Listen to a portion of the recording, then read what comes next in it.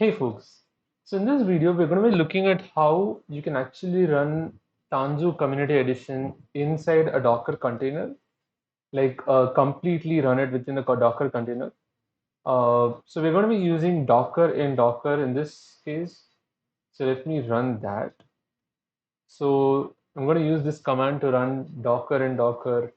So this is the thing. So Docker colon Docker in Docker. And let me run this. So now you can see that I have a Docker engine with which I can do Docker PS, and I can see this Docker and Docker container running. So now I can actually get into this container. So let me get into it. So I can do exec and then interactive TTY and then see up. And now if you see, actually you can actually type Docker PS, and you can see that there is a Docker daemon and Docker client within this.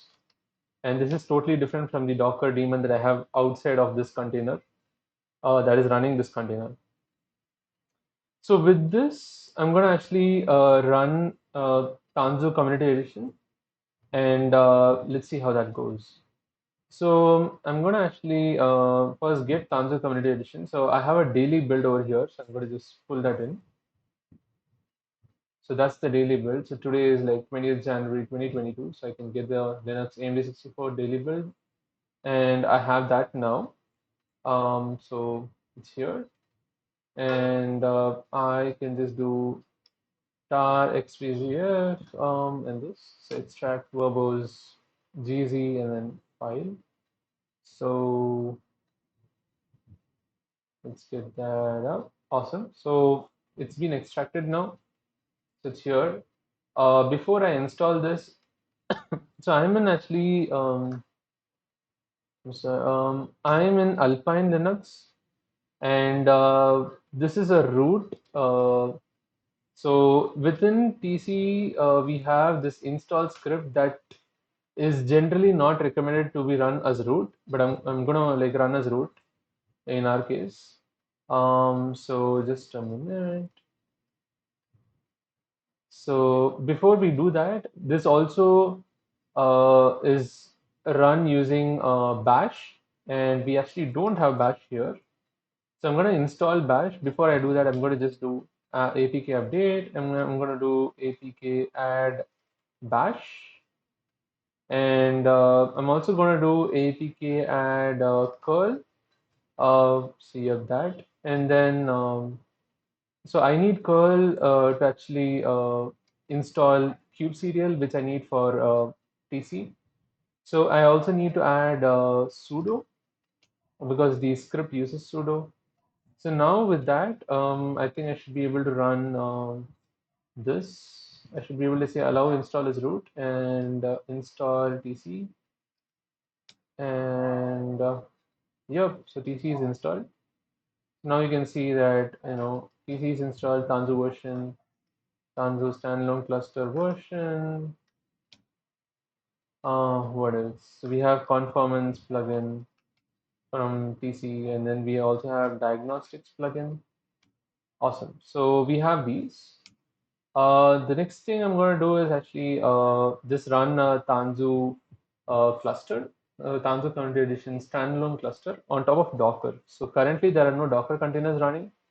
So I'm just going to go ahead and like, you know, create this name. So this is the name of the cluster that I'm going to create. So let's guest cluster 16128, and let's create it. Awesome. Oh yeah, wait. Before this, I should actually install kubectl. Let me see if I can actually install kubectl like this. Okay, no, I can't. That's fine. So I'm gonna just go ahead and like get my kubectl small set of commands. So this is that set of commands. So curl and then get the kubectl 122 version thing, and then make it executable. Um, and then just move it to user local bin and then like run it and check if it works. So with that, I can actually run my standalone cluster. So I say that the cluster plan is dev or development.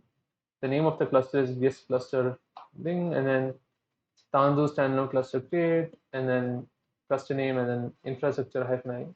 Docker, and then I have full verbose like 10. So let's create it.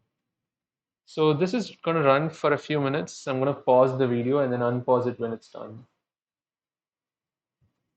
So I just wanted to unpause and like show for a moment how this looks like.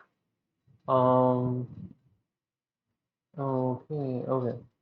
Awesome. So it's done. Actually, it was running this cluster along with the other cluster. So let's see first of all what it runs now. One sec.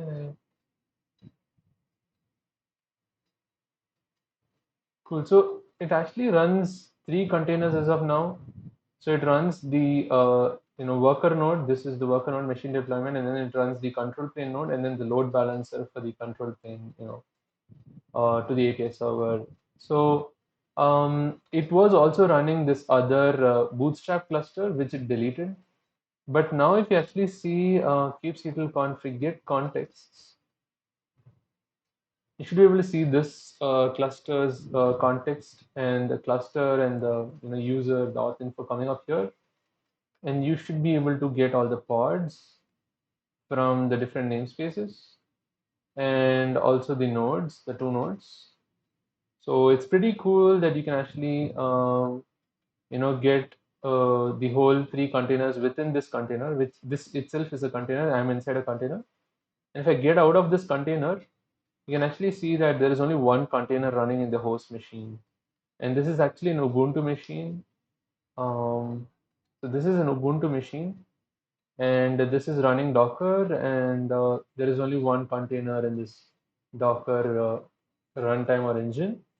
And if I get into the machine, sorry, the Docker container, you can see three other containers in this and volumes for this and whatnot.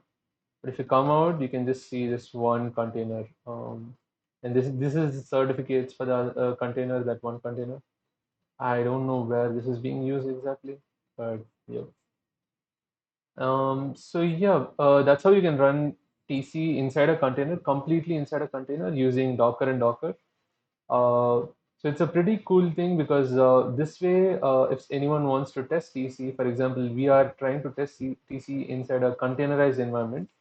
So if anyone wants to test TC in a containerized environment or just use TC in a containerized environment, they can just go ahead and like do it. Just with Docker, Docker Swarm, whatever it is, just any container environment. So in our case, in TC, we are planning to run tests in Prow. Prow is a a CI/CD system that is primarily used by Kubernetes projects and projects in the Kubernetes ecosystem. And Prow is basically a CI/CD system on top of Kubernetes. So any test job or any test that runs on Prow basically runs on Kubernetes as a pod inside containers. So we wanted to test TC using Prow and get all the features of Prow, its integration with GitHub and like many things. So we are able to like see that we can use TC with inside a container, and this way we can now just test it using Prow inside a pod, inside a container. So that's all I had for this video. Thank you, and I'll see you in the next video. Bye bye.